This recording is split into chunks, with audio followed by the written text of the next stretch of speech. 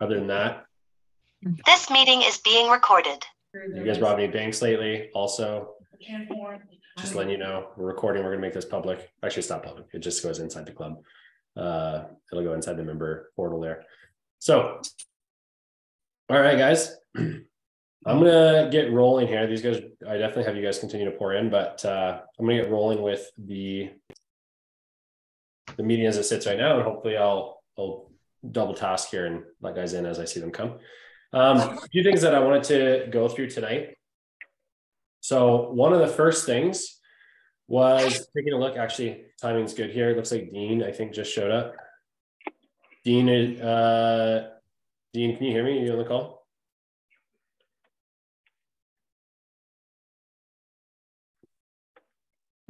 You're on here. I see you on here.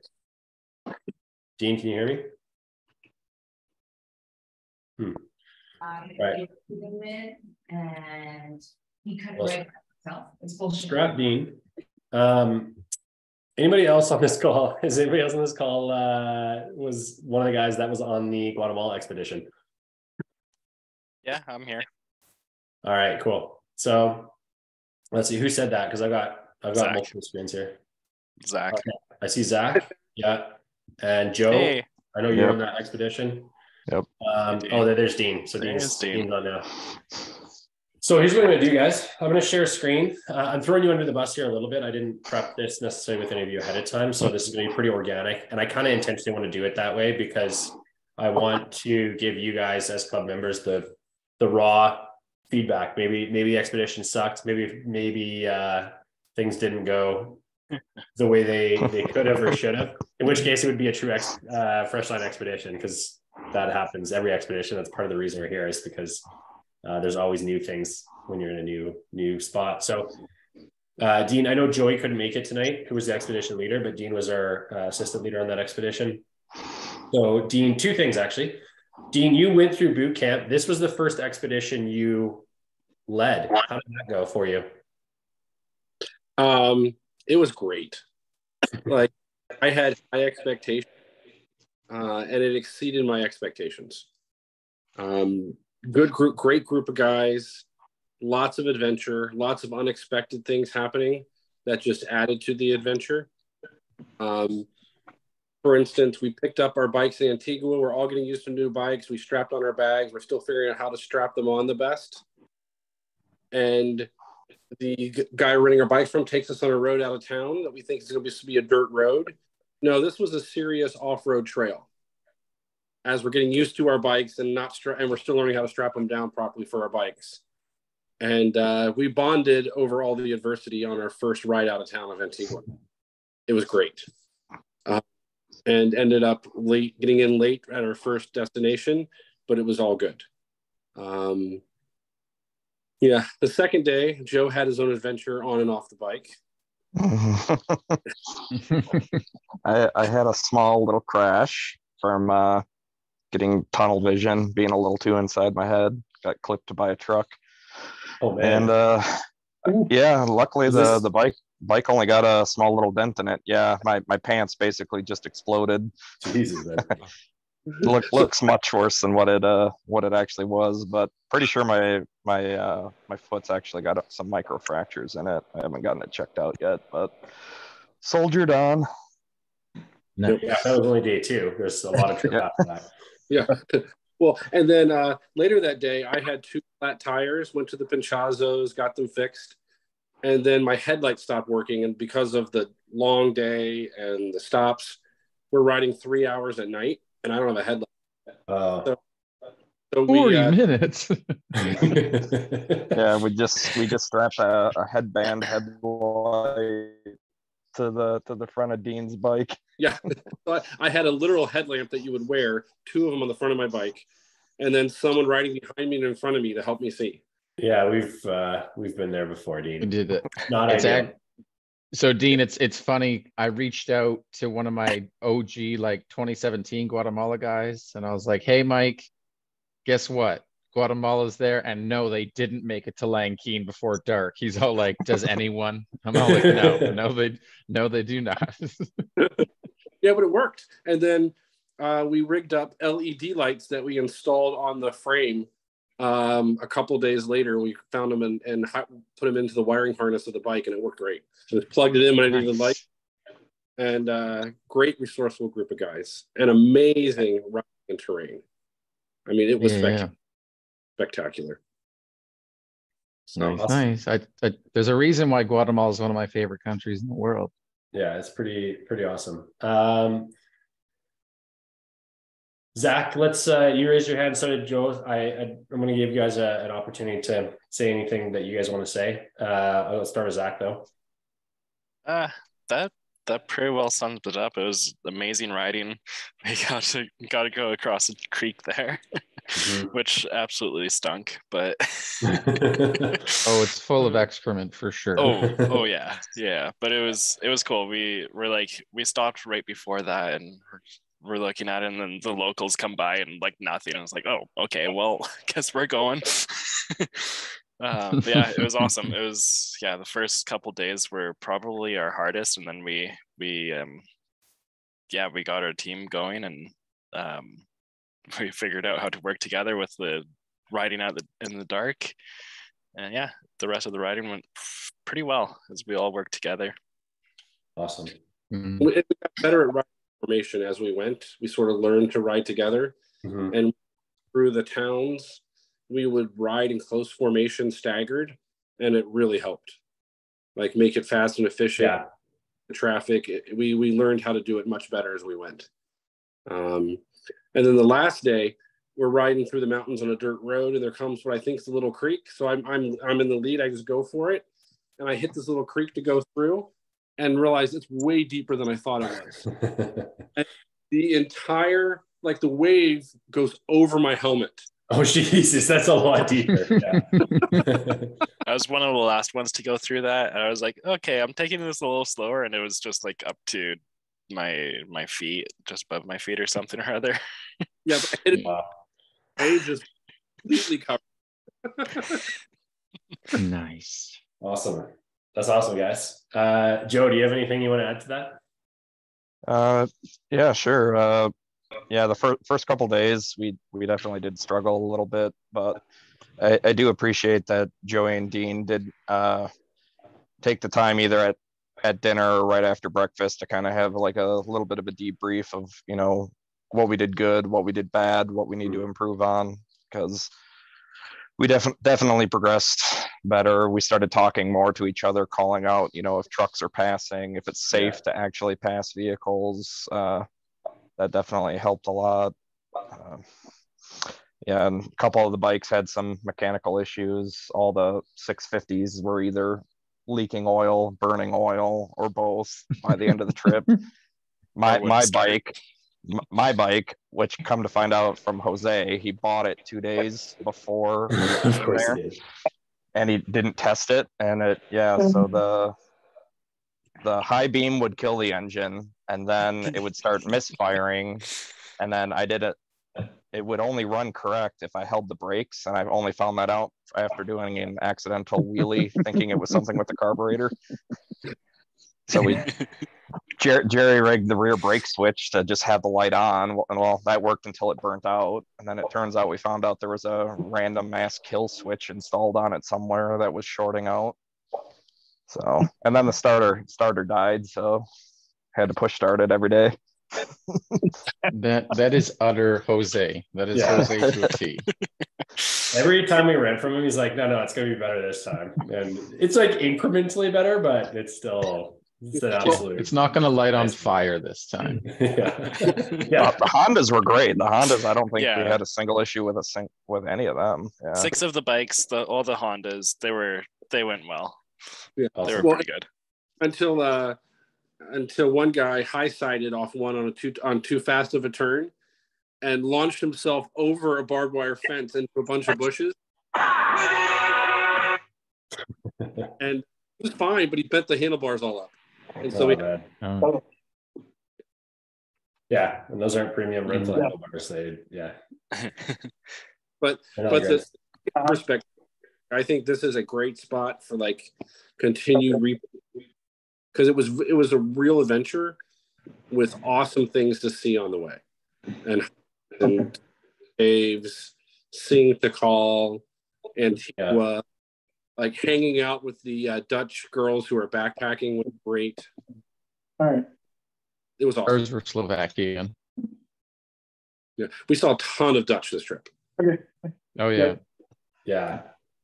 But yeah, that's always one positive about Guatemala. There's tons of backpackers, and so yeah, you always get opportunity to meet other people along the way. There's lots of countries to go where there's like no one else, but Guatemala is one of those places that's cool. It's got tons of adventure, but there's a lot of other people that are exploring there too, which is cool to meet. Yeah. Awesome, guys. But no one was that's really good. Seeing 10 guys, go ahead, Dean. Especially when we were riding in formation, like everyone watched us. Yeah. Because seeing 10 guys wearing matching jerseys, riding in formation, going through towns, people had no idea what to make of it. Yeah, that's pretty common. That's pretty common.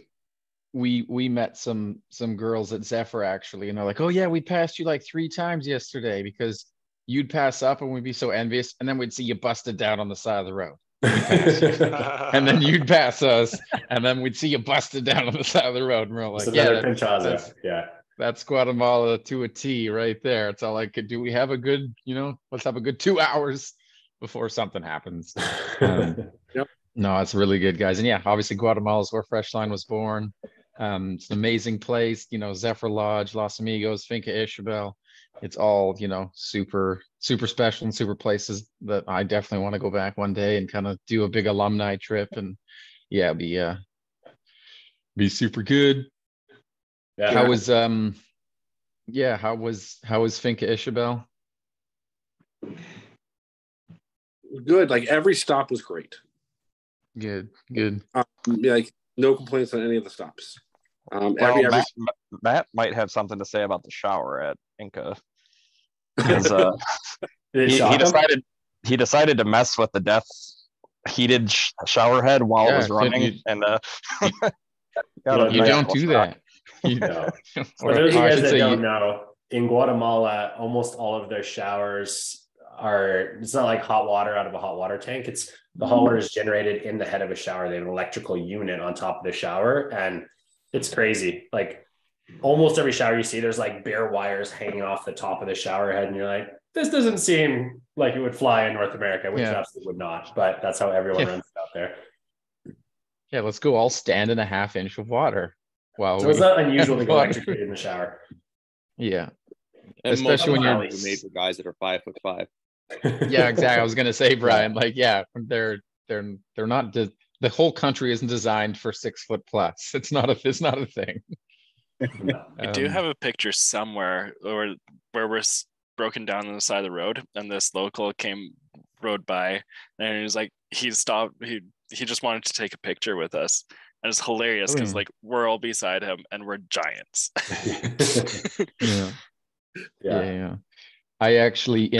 I took my good buddy down there who's 6'7". I think he was about 280 at the time. We call him the fridge. And it was so funny to walk 10 paces behind him as we just walked downtown Antigua, because people would pass him and like be all cool. And as soon as they pass him, they'd be all like, what? They like turn around and do the double take, like that guy's a giant. And yeah, we actually got a couple of pictures with ladies in the markets, and yeah, they're up to like his hip. It was bananas. But no, like Eric said, guys, this was the first time that either Kemper, Eric, or myself weren't on a trip. So it was kind of like kicking the babies out of the nest and just pushing them out and watching them fall and being all like, well, have fun, because we kind of knew that these were the adventures that were about to be had, and we were really excited. But we also knew, like we said, there's going to be some tough days. There's like that 2-day learning curve. That's a thing. Like that's even now being experienced in expeditions. There's kind of that 2 days where you kind of like, you got to figure out your bike, you got to figure out your luggage, and you got to figure out how they ride in that country. You got to figure out the food, the gas stations, because everyone kind of does that stuff a little different. And so that's awesome. Yeah, I mean, we knew that the bikes were Jose bikes, and that makes Guatemala so precious. And I remember when we got into Guatemala, I remember this especially with the second group actually that Brian was on. I remember just going to Antigua and just being all like, yes, like we've done it. Like what an utter accomplishment to get these bikes all the way around this country and back. Like that is an understated accomplishment just to get this motorcycle 1,500 kilometers around this place and then back to the same original point without, utter carnage. And yeah, no, that's really good. That's really fun, guys. It felt like an accomplishment. It was great. Rolling back into Antigua, and it's like, yes, we did it. Yeah, exactly. Yeah, you come down that hill, snaking down, and you're all like, we're all still alive. When Joe crashed, I was like, oh, I hope he didn't get his beard caught in his sprocket. And yeah, that is good. That's good. FYI, Joe. Awesome, boys. Yeah. All right, guys, I'm gonna move on. It's good to hear from you though. Like we're gonna do as long as we have expeditions, we'll do a bit of an expedition debrief. And right now it's pretty loose. Who knows? Over time we might try and tighten it up a little bit and get specific on a few details. But it's good just to hear from you guys. See how the expedition went. Sounds like overall trip success. Jordan always says it's a success if no one died. So far we're running 100%, perfect track record. So let's try and keep it that way. I rode once I got back, and I got on my KTM 890, and it was like, oh my God, this bike is so much better. Yeah. And then I have to force myself not to pass all the traffic, not to lane split to the front of the line, not to just ask people, like we were doing. Like I was like, okay, I have to hold myself back now. I can't ride like how I rode in Guatemala. It was awesome. Yeah, you come back a total dick. There's no other way around it. You're just like, there's like rules I have to follow now. And you're inclined to bend them a little bit more. Jordan and I have definitely been talked to by the cops here in North America as a result of our riding. And we're like, it's not even near as bad as what we were doing in Guatemala or wherever. But that was tame, officer. Come on. Anyway, I remember coming back from Colombia. Even when I got on my pickup truck, I was having to my instinct was to drive my truck like we were riding the bikes in Colombia. I'm like, shit, can't do that. Yeah. That's death. Yeah. And that's the thing. It's almost safer to ride that way because people expect you to be aggressive over there. And if you're not, then they're adjusting to their style of riding, and it's different. So, okay, that's awesome, guys. Good recap on Guatemala. I'm going to bring attention to a few other things that a few other projects that we've had going last couple of weeks, last week. So just to bring some awareness to you guys. One thing that actually I just added, and this was as a result of a couple of conversations I've been having. One thing that we do at boot camp, so anybody that's been through boot camp will be super familiar with this, is we have campfire discussions every night, and then we end with campfire commitments at the end. Those campfire commitments are generally, it's the unwritten rule that they're established amongst the guys within that boot camp. You can share them, your own, I should say, but you're generally speaking, you're not going to share anybody else's. So this by no means is something that I'm pushing anybody into, but I will set the framework in place to put some commitments in. It's something that us as a club, we've done for a long time, but we haven't really officially formalized anything. So this is a step further in that direction. So in the Freshline Moto member portal, there's now a goals, commitments, accountabilities channel. So if you want, you can set a commitment in here and set a date on that commitment, and then guys can scroll through this and feel free to harass you if you're getting close to the date and see how your progress is going. The other thing that's in here, and some of you guys will be familiar with this, are the BHAGs. So if you want, you can put your BHAG in here. So member goal sheets, we got the BHAGs, and I haven't created the commitment sheet yet, but you can see BHAGs, for those of you guys that are not familiar, so it's a big, hairy, audacious goal. What's the big thing you kind of want to accomplish in your life? And the reason that's here is because you can just have a scroll through this and be like, you know what, I think I could really help with something. You could go through here and say, I could probably really help a guy with X if you want to reach out. And that's really, again, just another facet of the club. One thing that we're all about is helping each other out. So that comes through both the goal sheets, but then also the member value offers. And I think most of you guys are going to be familiar with this section, but this just as a quick reminder, anybody can come in here. I should say any member can come in here and just say, hey, I've got something I can offer. That can be a place to stay. That can be that can be experience or knowledge. Some guys will come in here with experience or knowledge and say, hey, I can help out with X. So Cam, for example, offering mountain biking skills. If you're in the area, come check it out. And there's been a few other things in there. For myself, I've got quite a history in marketing. If you have any marketing questions, I get off on that stuff. I'd love to jump on a call and discuss marketing strategy that helps you out in your life in any way or your business. So that's an example of that. So goals and commitments is added. Member value offers has been there for a little bit, just so that you guys are aware. Another thing that went out this week that is very in line with the club and club values. Again, this is pretty tied to boot camp, but if you guys aren't super familiar, Freshline very much has a thread of wanting to have positive impact on the places we go and the communities that we're in. And we intentionally try to incorporate some kind of humanitarian element to the expeditions, to the boot camps. And we're going to only go deeper on that moving forward. One thing that is close to us as a club.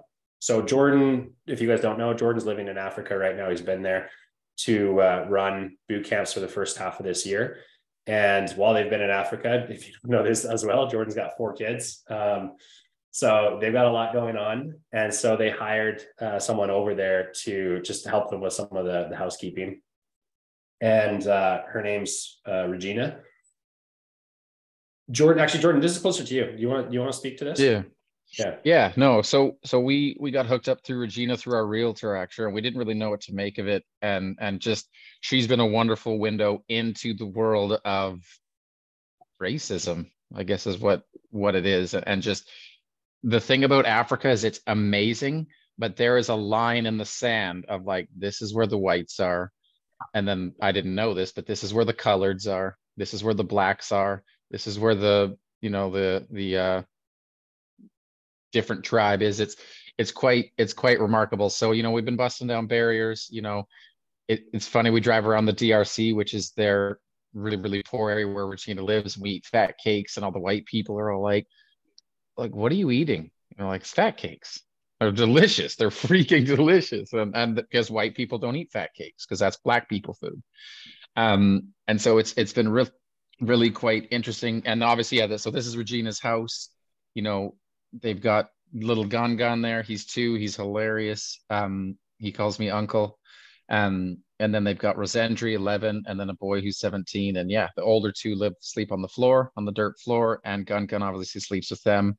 Their roof leaks. They've got no water. They've got no power. And we pay her the highest wage that would be acceptable for us to pay her, and that's $8 a day for an 8 to 12 hour day at the house. So obviously it's ridiculous. So we wanted to get her at least something in her house, get her a roof, get her some beds, get her a dresser. And so, yeah, we were pumping in our own dollars, which obviously we're super happy to deal with. But then we thought, hey, let's reach out and let our 200 member force, all our friends, all our family, help out. And at the very least, get her a roof that doesn't leak, get her kids an actual bed, stuff like that. So yeah, long story short, to us, $20, $50 is nothing. To her, that's a week's wage. And so we put this together. They're very, very deserving. And if you guys feel compelled to help, this is what Freshline, this is a huge part of what we do. We are taking a mega amount of wealth and influence to most of these countries that we go to, and we want to make a difference.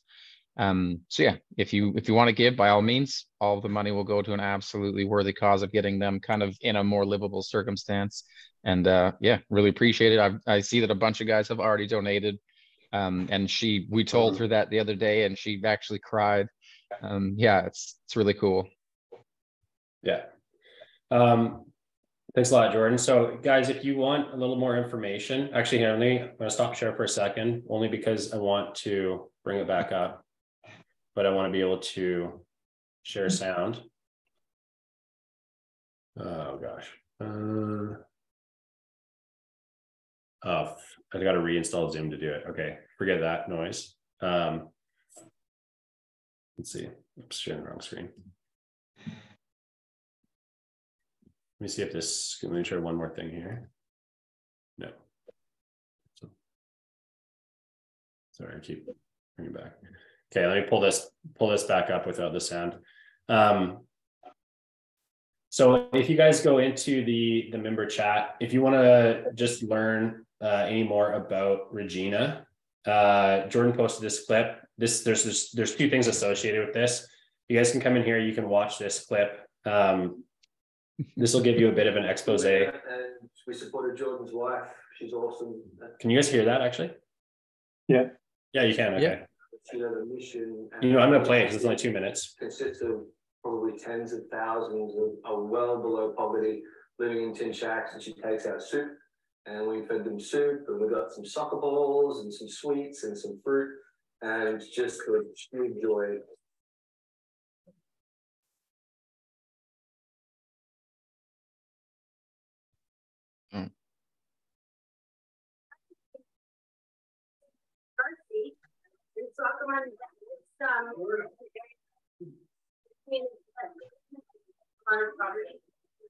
There's lots of kids that go without food.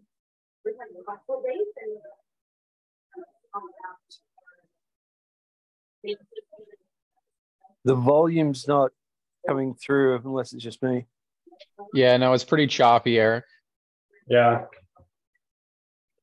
Make them go watch it on the yeah. So you you guys called. Yeah, it's not great because my Zoom's not optimized for it, but you guys can find this in the member chat. There's a whole video here on what we're doing, the work we're doing with Regina, and then she's actually in the video as well. This is her. And what she actively was also wanting to help the community. She's got nothing, and she's one of the individuals that's actually got a dream to help those people around her. And so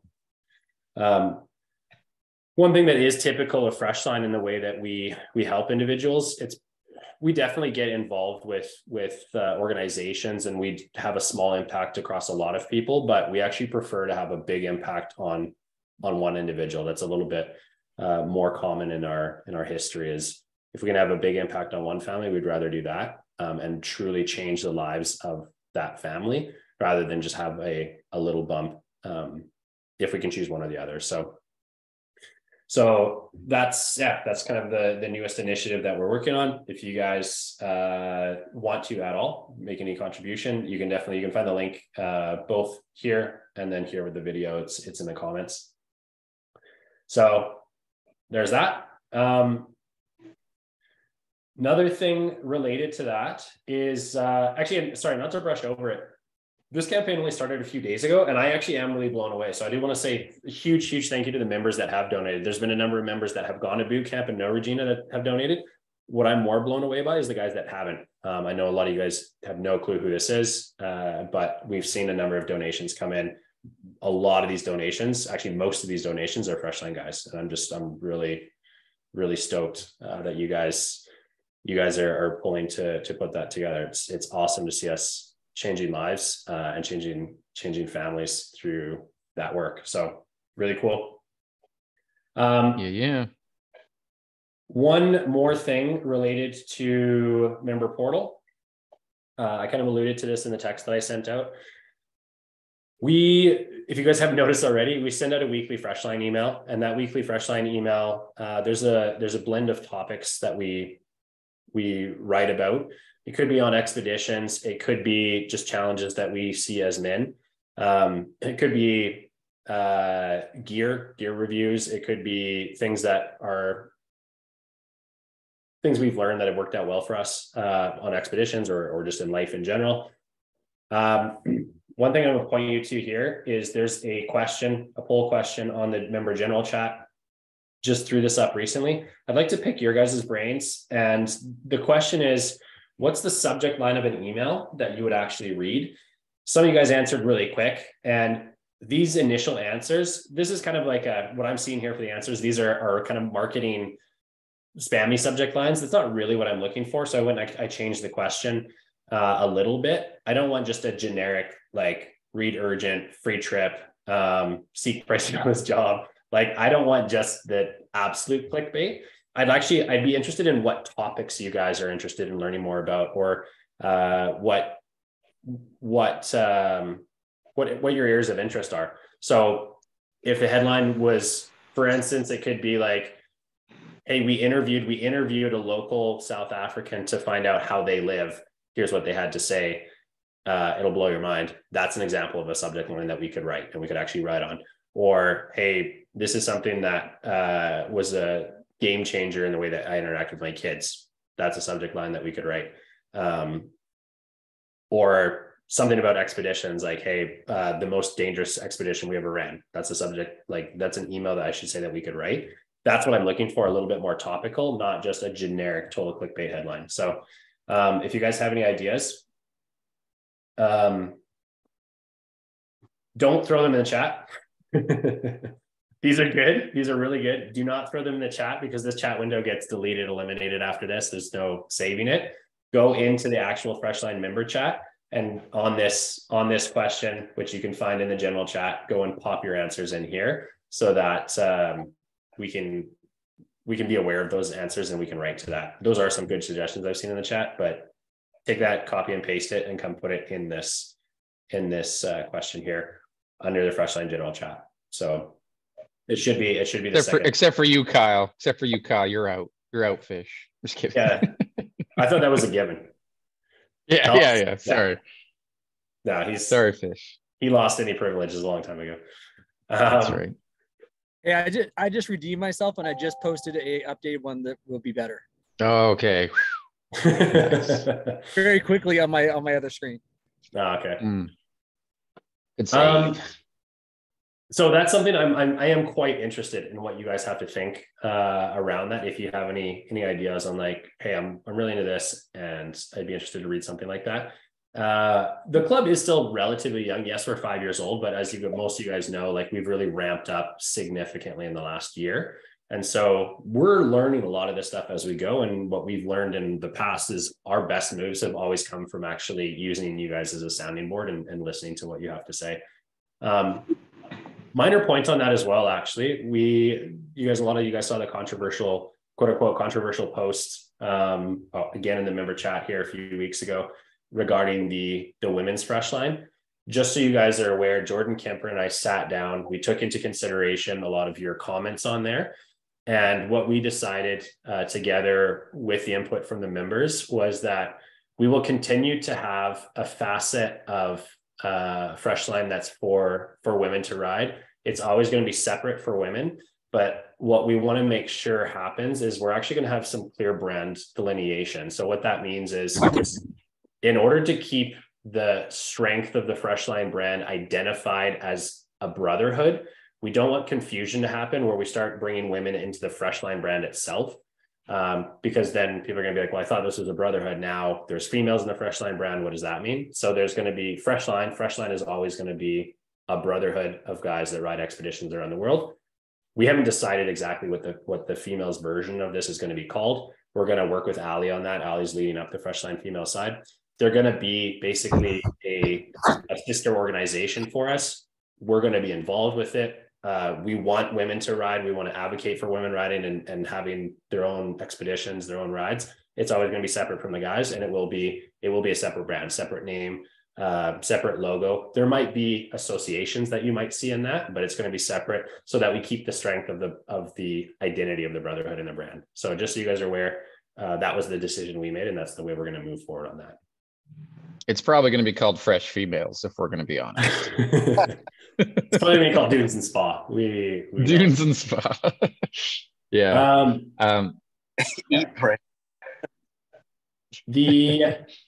The very last thing, and this is a minor thing, this was just brought to my attention this week. I thought it was interesting. I thought maybe something you guys might be interested in.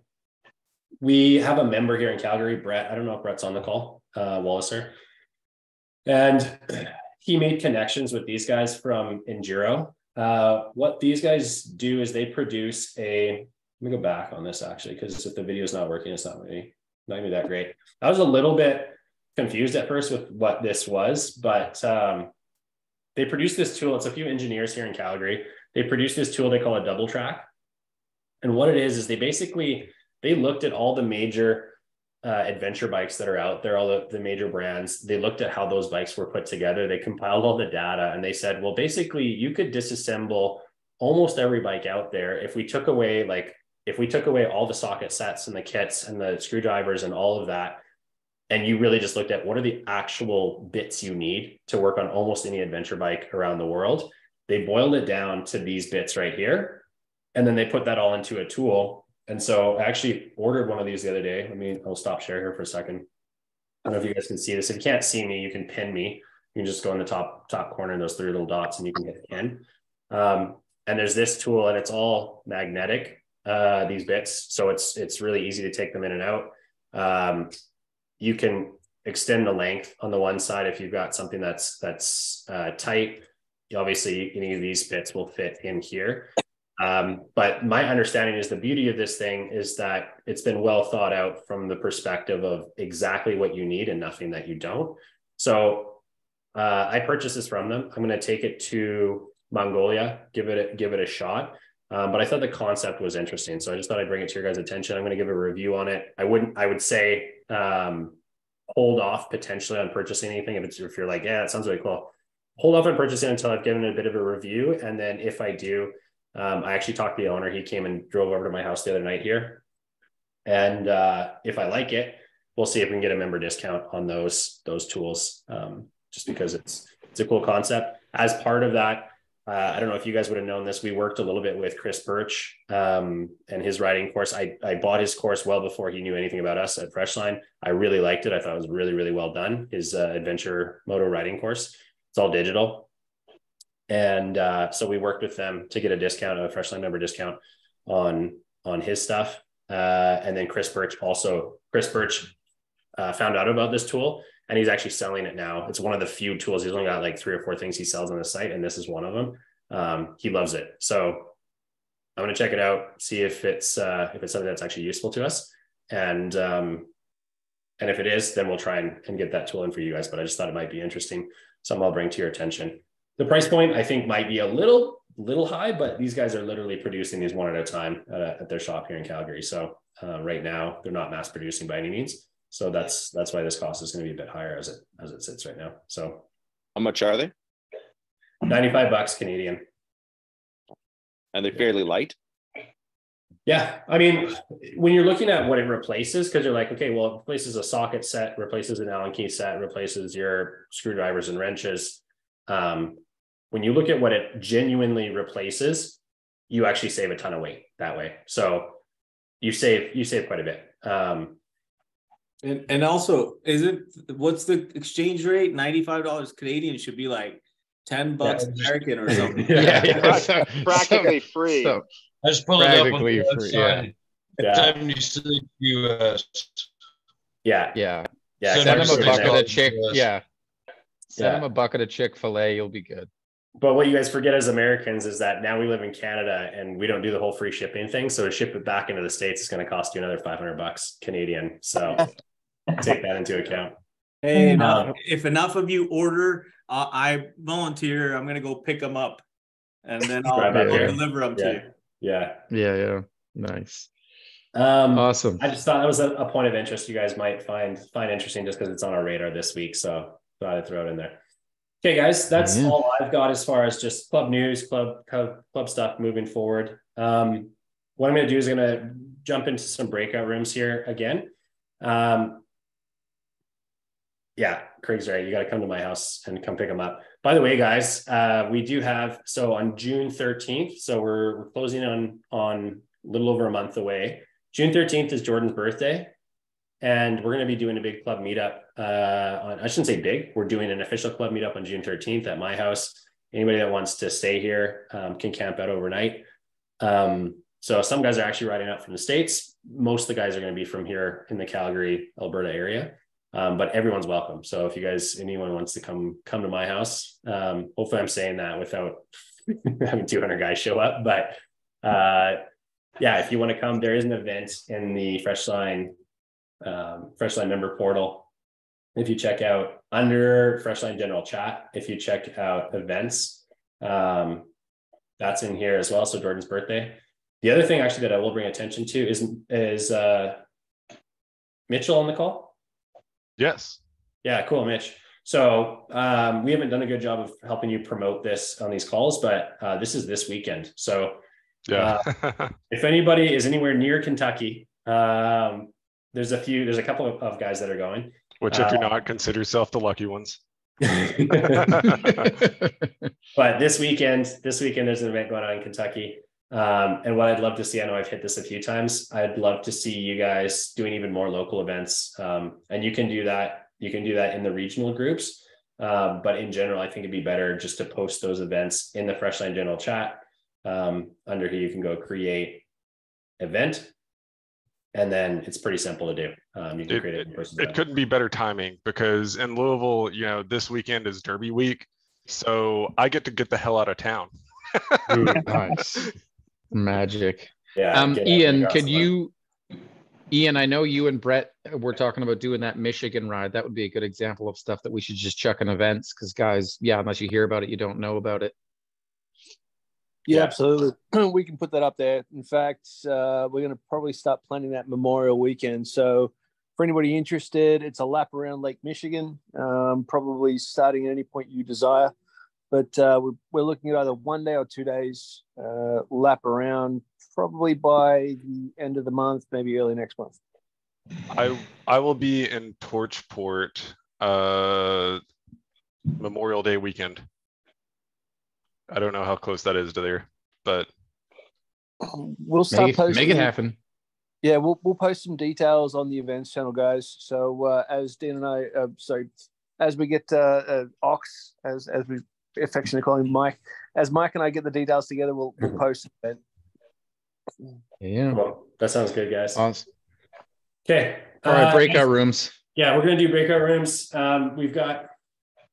I just realized I was showing you guys stuff that you didn't see because I wasn't sharing screen, but it's fine. We're gonna do breakout rooms. We really don't have much time at all. We got about 10 minutes. So this one's just gonna be a general meet and greet, see what's good. In general, what's been good the last couple of weeks. And then we're gonna pull you guys out for Q&A here in the last 5 minutes. And anybody that wants to stay on for Q&A can stay on.